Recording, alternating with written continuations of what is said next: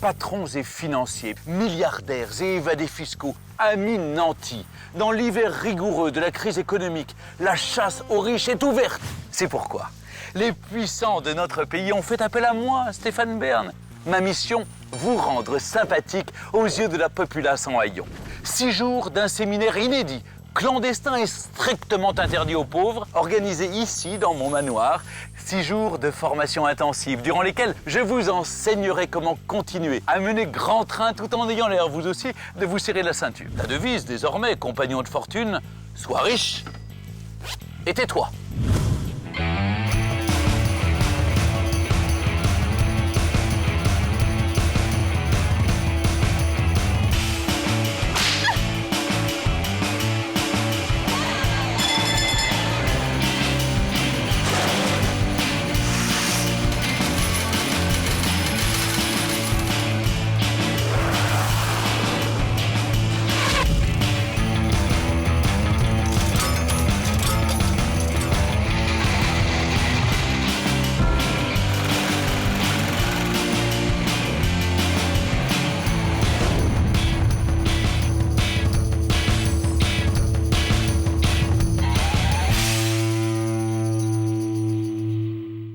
Chers amis, bon, nous voilà parvenus à la dernière journée de notre séminaire.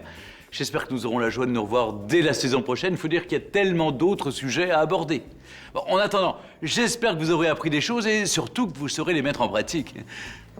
Bah, qu'est-ce que vous attendez, mon brave? Mais un ordre, monsieur. En cuisine. Excusez-moi. J'adore son côté autoritaire avec ses employés. Moi, je le trouve pas assez ferme. C'est une info que vous me donnez, là? Oh, je sais pas, c'est vraiment une bonne idée. Oh, mais c'est pour rigoler. Hein, une petite blague pour fêter la fin du séminaire, c'est vrai. Et puis bon, on a assez bossé, on peut s'amuser un petit peu sinon, hein. Ouais, enfin, un concours pour savoir qui est le plus riche d'entre nous, franchement, je trouve ça ridicule. Mais tu dis ça parce que t'es sûr d'être le loser de la bande. À vous. Ouais. Bon, regarde. Donc une feuille donc avec le nom des participants, et puis des cases, bien immobilier, compte bancaire, cash. Voilà. Ouais, et les autres biens? Bijoux, voitures, avions, bateaux? Et ben dans la case divers, ça. Mais si Stéphane s'en rend compte? Ah non, mais y a aucun risque, il est en train de se prendre la tête pour signer la saison 2. Plutôt bien barré, je crois. Carottes, Bio, foie gras, bio, caviar, cher mais bio, champagne. bio. Excusez-moi, j'aurais un petit service à vous demander. J'ai un rongement intestinal et je voulais savoir si vous aviez un médicament. Bio. Oui, enfin, peu importe, en fait, le principal, c'est que ce soit efficace. Mais quels sont les symptômes exactement? Oh non, mais je rêve, il se prend pour le docteur House, l'autre. Non, mais tu vois pas que ça la dérange de nous dire qu'elle a la chiasse? Tu vois pas que ça la gêne? C'est gênant. Ah, c'est gênant d'avoir la chiasse. Allez, sors d'ici, je vais m'occuper de madame. Alors, qu'est-ce que j'ai? J'ai pas grand-chose pour ça, moi, hein.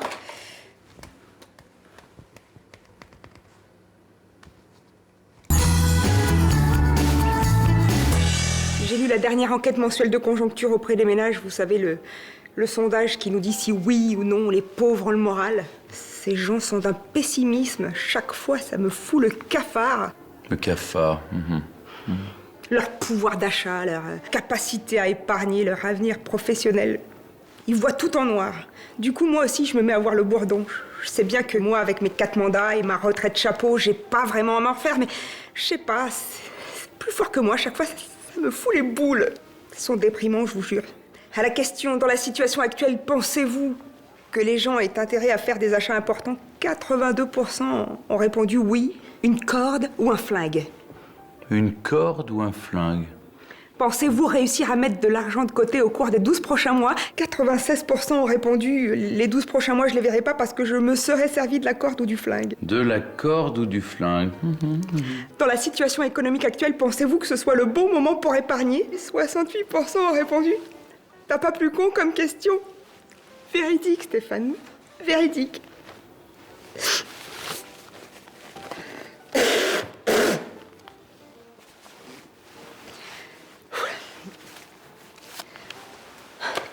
À la semaine prochaine.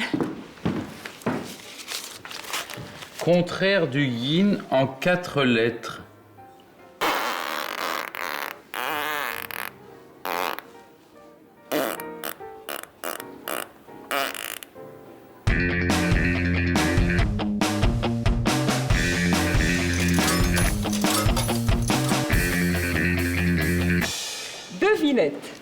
Savez-vous quel est le sujet de préoccupation principal de nos compatriotes après le chômage? Le financement des retraites. Mais ôtez-moi d'un doute, tout le monde ici sait ce qu'est une retraite, n'est-ce pas? Oh, voyons, madame.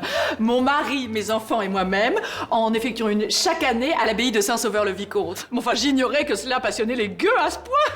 Ça, c'est une retraite spirituelle, madame. C'est pas pour les pauvres, hein. C'est pour les catholiques. La retraite dont j'essaie de vous parler, c'est ce qui survient lorsqu'une personne active cesse de travailler et perçoit une rente sur les revenus qu'elle a accumulés au cours de sa vie professionnelle. Vous voyez? Croyez-moi, cette retraite-là, les fauchés ne parlent que de ça. Comment pourrions-nous prétendre nous rendre sympathiques aux yeux des pauvres si nous ignorons tout de leur sujet de conversation favori? Alors, je vais tenter de vous exposer les points principaux de la réforme. Il est possible que vous ne compreniez pas tout de suite. Rassurez-vous, nous, à l'Assemblée, on a mis 6 mois. Et encore, oui, on n'a toujours pas compris. Alors, premier point, la prise en compte de la pénibilité. Là. Pénibilité. Retenez bien ce mot, pénible, vous voyez? Pénibilité. Alors, la pénibilité, qu'est-ce que c'est? Moi, je crois savoir. Dans mon business, je voyage beaucoup. Oui. Et souvent, dans mon jet privé, j'ai les jambes lourdes. C'est pénible. Donc ça voudra donc dire que je pourrais prendre ma retraite plus tôt. C'est ça la pénibilité, n'est-ce pas? Voilà, c'est ça. Moi, bien. c'est mieux. Écoutez, oui, c'est dans les grandes lignes, oui, vous avez compris le concept. Voilà. Alors, règle numéro 2, l'allongement progressif de l'âge de la retraite à 62 ans. 62 ans? Attendez, mais c'est tout à fait indécent.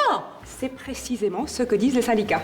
Et vous, quels sont vos arguments? Bah écoutez, enfin, à 62 ans, les pauvres sont déjà tous morts. Leur espérance de vie n'excède pas 55 ans, tout le monde sait cela. Bien. Que diriez-vous d'une petite pause? Oui, l'heure de la retraite a sonné. Ding dong. Excellent. Non, voilà, ça j'aime, ça je prends. On dit que le plus riche pourrait être petit, voire nain. C'est possible? Tout à fait. Oui. D'ailleurs, j'ai souvent remarqué au sein de mon activité professionnelle, ils sont plus hargneux, tu vois, plus mordants. Comme s'ils avaient une revanche à prendre sur la vie. Tiens, prends, comment il s'appelle celui-là? Prends Arnaud, par exemple. Un nain. Pinot, un nain. Bettencourt, une naine. Et je pourrais t'en citer des centaines. Ouais, mais alors niveau cul, ils sont comment? Pareil. Pareil, ils ont besoin de prouver plus, de compenser, d'être à la hauteur. Et sans jeu de mots, Et donc c'est pour ça que je les range dans la catégorie A+. Non, tu leur mets des notes en plus? Évidemment. Le sexe est une science exacte qui requiert une précision absolue. Je travaille dans un domaine d'excellence où rien, je dis bien rien, n'est laissé au hasard. Le moindre souffle, le moindre geste, le moindre regard est calculé. Bon, et alors c'est qui le plus blindé? Pour moi, Télémire. Ah ouais? Et qu'est-ce qui te fait dire ça? Le prix qu'il m'a payé. Indécent. Combien? Le plus que tu peux imaginer, multiplié par 1000. Oh, c'est du lourd!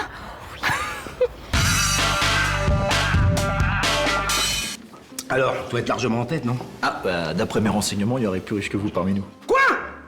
Comment ça? Viens ici, toi. Viens là. Comment ça, plus riche? Plus riche que qui? Plus riche que quoi? Quoi? Comment ça? C'est une rumeur, mais il semblerait, voilà. Mais oh, quelle rumeur? Mais y a pas de rumeur qui tienne. Je suis le plus riche de vous tous. Statistiquement parlant, personne peut me battre. Non mais ça va, c'est pas la peine de s'énerver pour ça. On fait ce concours pour se détendre, c'est pas la guerre non plus. Ah bon? Ouais. Alors écoute-moi bien, toi. Moi, j'ai pas du tout envie de me marrer sur des sujets aussi importants. T'as pigé? Alors va vite trouver celui qui me fait circuler cette rumeur et je t'offre un puits de pétrole. Non, je peux pas accepter ces... Depuis. J'y vais. Je vous dérange, non? Non, pas du tout, monsieur désire avoir des informations. Et je suis prêt à les payer. Oh, je suis désolé, je ne peux pas accepter, monsieur. Très bien, je préfère les informations gratuites. Qui est le plus riche d'entre nous? Ah, je ne peux pas vous le dire, monsieur. Secret défense, c'est ça, non? Non, c'est juste que j'en ai pas la moindre idée. Bon, il faut absolument que je sache, c'est de la plus haute importance, vous comprenez? Donc, dès que j'obtiens une information, je vous la communique en priorité. D'accord, vous êtes adorable. Je sais pas pourquoi je vous aime pas, pourtant vous êtes très serviable. Peut-être trop. Trop, en effet.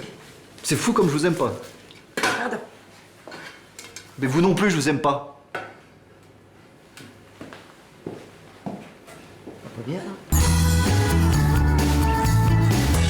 Pour notre adolescente issue de la jeunesse dorée, un entretien d'embauche, une quittance de loyer ou un livret jeune comptent parmi les mythes et légendes. Des trucs effrayants, quoique un peu ridicules, dont elle a entendu parler, mais dont l'existence reste à prouver. Oh, c'est quoi l'embrouille là, Steph? Ah non, attends, ton lancement, t'as le son, t'oublies, t'es gentil. Mais c'est vrai, moi le dernier jour d'école, je fous rien. Ça va, ça fait 6 jours qu'on se branle la nouille dans ton manoir, là je suis saoulée, ok? Fais pas cette tête, je te montrerai mes seins.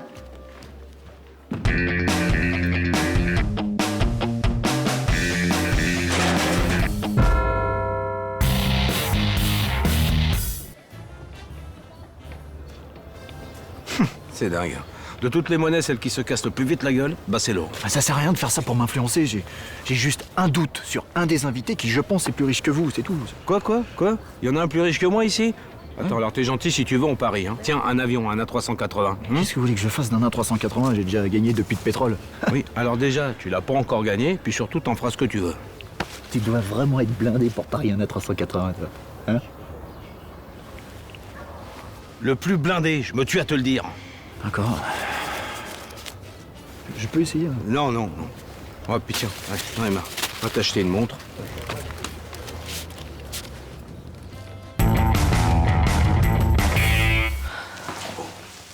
Ça y est, le plus blindé, c'est les miens. Oh, c'est pas possible. Le plus riche, ça peut pas être un arabe. Oh, tu vas chercher des conneries pareilles. C'est pas un arabe, c'est un émir. Oh, je suis pas sur les mots. Hein. Je sais pas pourquoi je parle de ça avec toi, de toute façon. Oh, bah parce que personne d'autre ne t'écoute. De toute façon, pour toi, c'est toujours pareil. Les riches sont intelligents et les pauvres sont cons. T'as juste oublié un truc. T'es pauvre. Eh ben, heureusement que les gens comme nous sont pas riches, parce que le monde serait une horreur.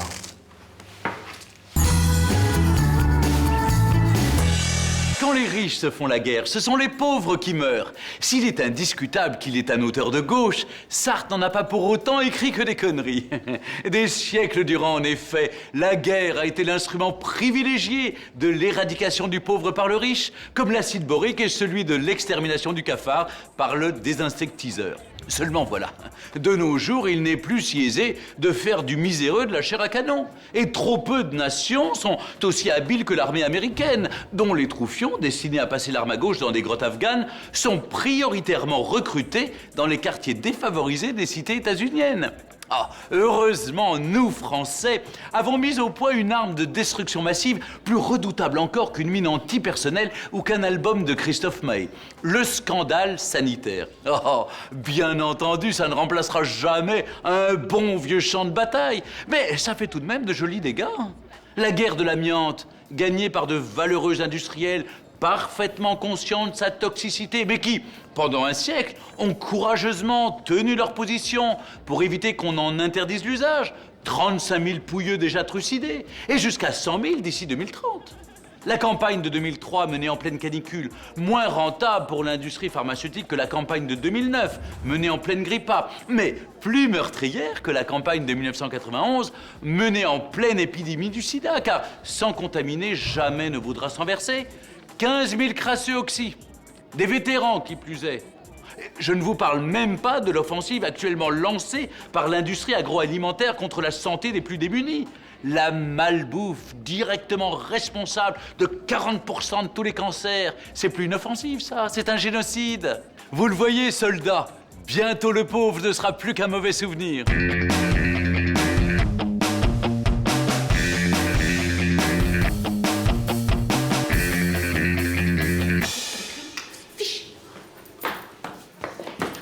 Attention. Stéphane peut surgir d'un instant à l'autre. Nous n'avons que très peu de temps, alors écoutez-moi bien attentivement. Cet homme est un danger. Je répète, cet homme est un danger. Alors, hors de ces murs, fuyez sa compagnie. L'autre jour, nous visitions ensemble le salon Neptune au château de Versailles, quand tout à coup, un touriste picard, je suis certaine qu'il est picard, il a une boue sous les ongles, est venu me faire la révérence en m'appelant Majesté. Figurez-vous que le cutéreux avait reconnu Stéphane et on avait déduit que j'étais la reine d'Angleterre. Un petit peu comme si vous, là, vous promeniez au bras de Lady Diana et que vous vous prenez pour Dodi Al-Fayed, vous voyez. Seulement ils sont morts tous les deux, non? Mais c'est une image, Votre Altesse. Ou si vous préférez, c'est comme si on prenait monsieur pour un duc. Un comte. Un cocher, finalement. Bon, écoutez, voilà, finalement, monsieur est un très mauvais exemple. Ce que j'essaye de vous dire, c'est que, en vous affichant dans un lieu public avec Stéphane, vous brandissez une pancarte de 4 mètres sur 8, sur laquelle il est écrit « Je suis riche et je figure dans le bottin mondain ». Alors, pour nous qui essayons de passer inaperçus aux yeux des gueux, n'est pas l'idée la plus brillante de l'année, vous en conviendrez. C'est un petit peu comme si on se promenait au bras de Shakira dans un club échangiste, quoi. Je vois pas vraiment le rapport, non? Ah bah si, c'est très con. C'est très con, même. Shaki qui? Shaki comment? Ah! Shaki Kennedy? Ah, laisse tomber. À quoi ça vous fait penser, ça? Un diamant? Eh bien non. C'est une prune. Une coupe. Oh là là, Stéphane est dans un état, je l'ai jamais vu comme ça. Je l'ai croisé, je lui ai souri, il m'a craché au visage. Non, c'est pas possible. Hein. Je connais Stéphane, il est incapable de faire un truc Je pareil. suis pas folle quand même, je sais bien quand on me crache dessous ou pas. À mon avis, il a dû découvrir l'existence de notre concours du plus riche, il a dû perdre ses nerfs. Mais faut l'excuser. Ah mais je l'excuse, je l'excuse. Je l'ai même remercié. On vous crache à la figure et vous dites merci, vous? Alors si je vous pisse dessus, vous m'offrez une montre?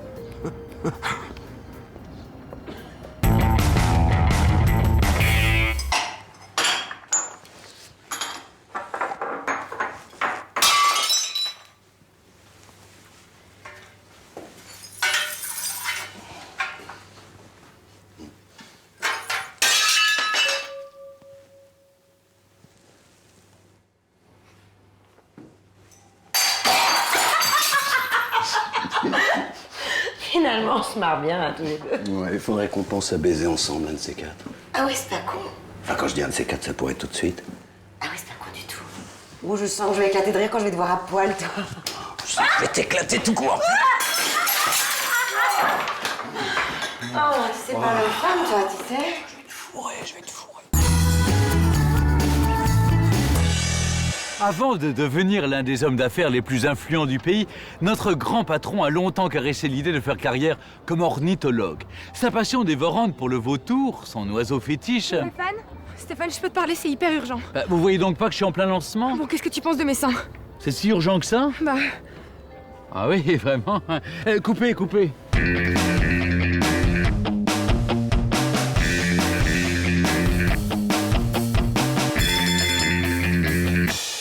Vous êtes un voleur, monsieur. Rendez-moi immédiatement mon portefeuille. Hein? Mais je... Ah mais non, pas du tout, j'étais Oui, là... n'en dites pas plus, vous êtes grotesque. Vous voyez, vous êtes innocent et vous parlez comme un coupable. Au tribunal, vous en avez déjà pris pour 20 ans, mon vieux. Admettons maintenant que je vous accuse de malversation, d'abus de biens sociaux et de conflit d'intérêts. Vous n'allez pas rester là à balbutier comme un gamin, la main prise dans la culotte de sa voisine de classe. Hein, non. Non, il va falloir que vous me persuadiez de votre innocence, même si vous êtes coupable. Surtout si vous êtes coupable, histoire de pas trop déguster. Eh bien, ce sera l'objet de ma leçon d'aujourd'hui. Comment rester clean quand on est éclaboussé par un scandale financier. Règle numéro 1, charger à mort ceux qui ont déjà été alpagués. Pourquoi? Parce qu'on peut être corriche. Exactement.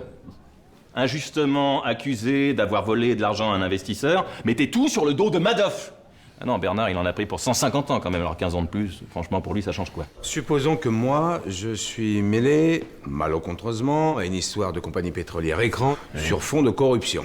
J'ai bien dit, on suppose. Hein. Bon, si ça se sait, je peux charger l'ex-président de BP? Mais tout à fait.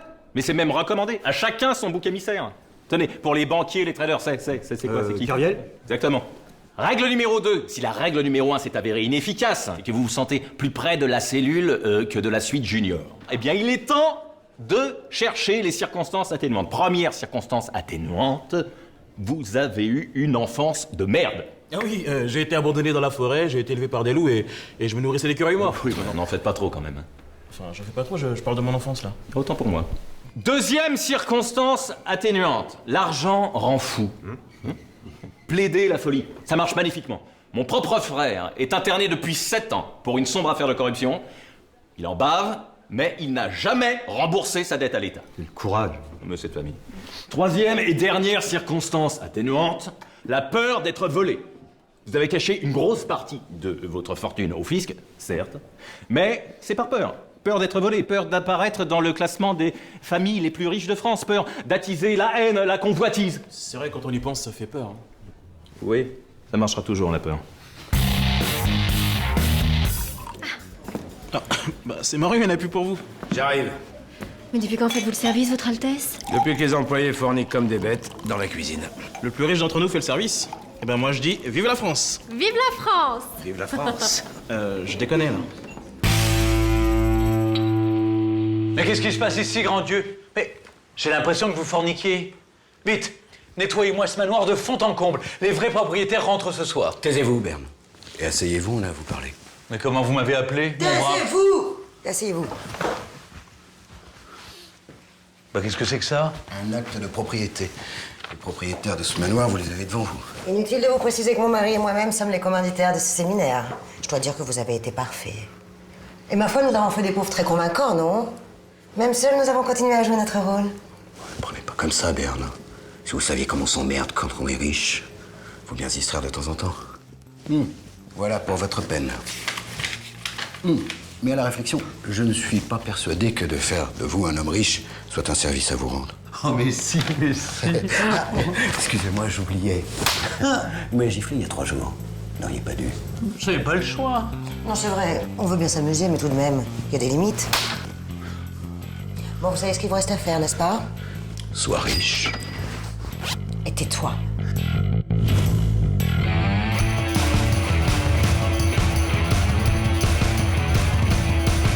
62 ans ?» Enfin, madame, 62 ans, c'est blablabla. Là. Mais enfin, madame, l'espérance de vie d'un pauvre n'excède pas...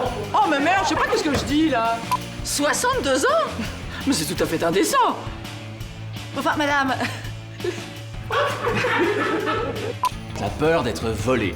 Vous avez caché... Pardon, excusez-moi. Je pars en vrille. Mais tout à fait. Mais c'est même recommandé. Le mec, il part en vrille, allez. On aime bien s'amuser, mais tout de même, il y a des limites, hein.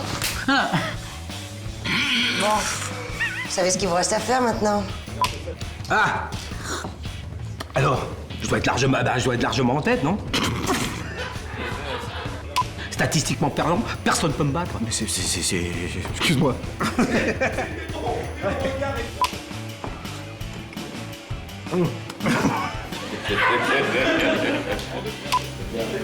Ah, celle-là, c'est pour le bêtisier.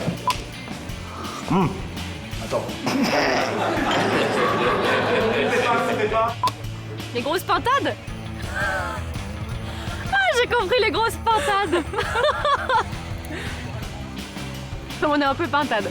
Oui, c'est ça. De toute façon, c'est toujours pareil. Pour toi, les riches sont intelligents et les pauvres sont cons. T'as juste oublié un truc, hein. T'es con. Eh ben, heureusement.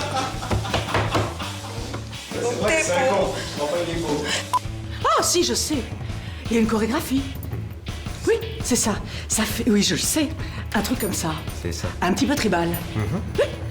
Un truc un petit peu comme ça. Comme chez monsieur. Oui. Oh, bah, chez vous, ouais. Non.